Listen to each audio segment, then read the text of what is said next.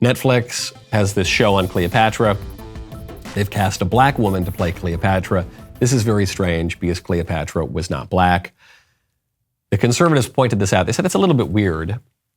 You know, you wouldn't cast a white guy to play Malcolm X. So why are we casting a black lady to play Cleopatra? And the Libs have doubled down. So now the New York Times has come out with the strongest defense of black Cleopatra. They've defended this casting decision by saying that Cleopatra was, quote, culturally black.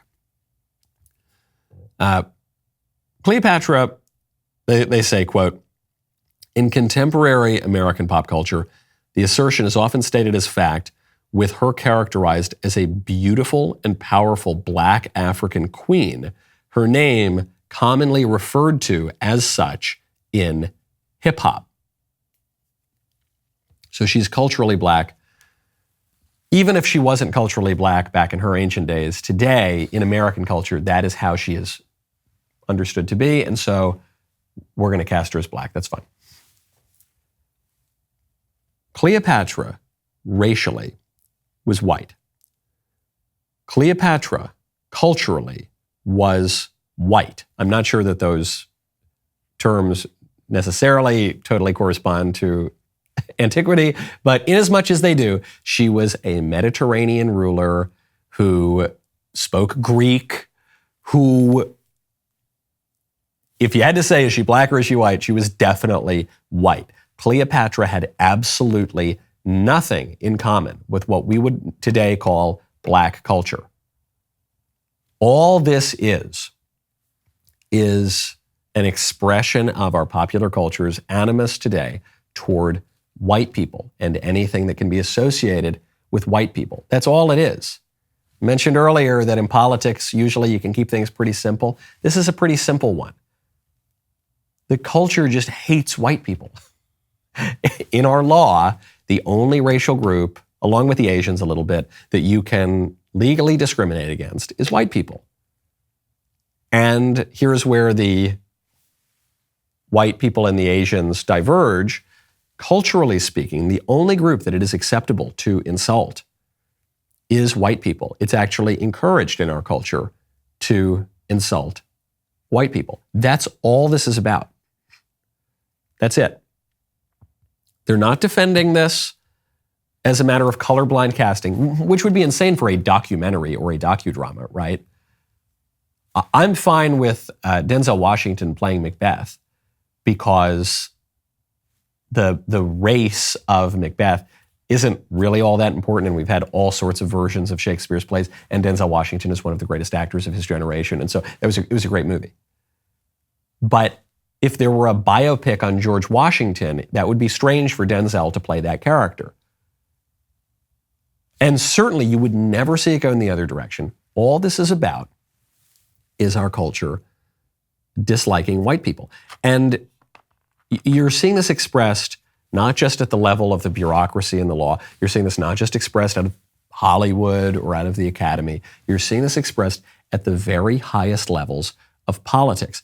Joe Biden goes to Howard University, an historically black college, and he gives a speech on the greatest threat to America. What's the greatest threat? You guessed it, white people. Right now, go to GoodRanchers.com, use promo code Knowles. Summer is just around the corner, which means grilling season has arrived. Like most Americans, you're probably not wild about spending half your annual salary buying meat at the grocery store, especially considering that 85% of it comes from overseas.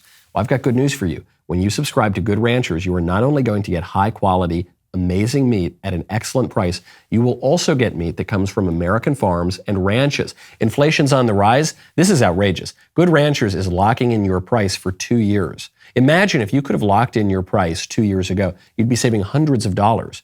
You need to change the way that you buy meat. Now is the perfect time of year to do so. I just adore Good Ranchers meat. The company's great. The guys are great. The meat is by far the highest quality meat I've ever had by subscription, by mail-in meat. It arrives beautifully. The burgers are great. The steaks are great. Chicken is great too. I'm more of a red meat guy. GoodRanchers.com right now. Use my code Knowles for $30 off any box. Good Ranchers. You can rest easy, knowing that you're feeding your family with 100% American, locally sourced meat delivered straight to your door. That is promo code Knowles at GoodRanchers.com for $30 off your order. GoodRanchers.com, promo code Knowles. Good Ranchers, American meat delivered. The greatest threat to America right now, is it World War III, which we're on the brink of because Joe Biden invited a Russian invasion of Ukraine? Is it the completely open border, huge national security threat, and even more broadly, a threat to our political system? 10,000 people a day coming across? No, it's not that. It's not even the sun monster, which Biden tells us to worry about. No, it's white people. To stand up against the poison of white supremacy, as I did my inaugural address, to single out as the most dangerous terrorist threat to our homeland is white supremacy.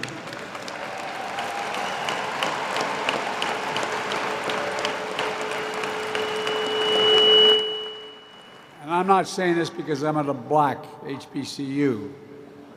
I say it wherever I go. There's a mic screech even at the at the end there. Even the microphone knows that Joe Biden is making this up, that it's completely ridiculous. The most dangerous terrorist threat to our homeland is white supremacy. And I'm not just saying this because I'm obviously pandering to you at a historically black college. No. I say it wherever I go. Nobody really believes this. A lot of people say this because it helps to advance a political agenda, but nobody really behaves this way. Nobody really behaves as though white people are the greatest threat. Nobody is avoiding moving into white neighborhoods. Nobody is avoiding going to white places. I often think about this in relation to the so-called campus rape epidemic. You've probably heard this number, that during their time in college, 1 in 5, or by the time they graduate, 1 in 5, or even 1 in 4 women will have been raped. You say, well, that's a shocking number. If that were true, by golly, we have to get all of the forces of America, all the resources possible to stop this. But it's obviously not true. If that number were true, then Harvard Yard would be more dangerous to young women than the back alleys of Botswana. Nobody seriously believes that. If you really believed that your daughter had a 1 in 5 or 1 in 4 chance of being raped by going to Princeton, you would never send your daughter to college. You would be insane. You would be criminally negligent, as far as I'm concerned, to send your daughter to college if she had a 20 or 25% chance of being raped. No one really believes that. People say that because it advances a feminist political agenda, but no one seriously believes it. And the same thing here. Calling white supremacy the greatest threat to America is politically useful to some people, but nobody really believes it. If so, nobody would be moving to the posh suburbs of New York or Chicago or Los Angeles or anywhere else. They'd say, no, there's too many white people around here. Goodness gracious, they're the biggest terrorist threat of all. And Joe Biden saying this shows us that he is immune to facts. The man is immune to the truth, as he has been. Joe Biden is a true cynic in that it's not that he always prefers falsehood to the truth. It's that he just doesn't care. It's the line from Pontius Pilate when he's confronting Christ and he says, what is truth? What is truth? Who cares? That's Biden. And that's the people who repeat this nonsense. How great a clip was that? I know, I'm with you. If you want more of it, if you want long form interviews, if you want the Daily Show, if you want the yes or no game, if you want it all, you got to ring that bell, subscribe to the Michael Knowles Show. We'll see you next time.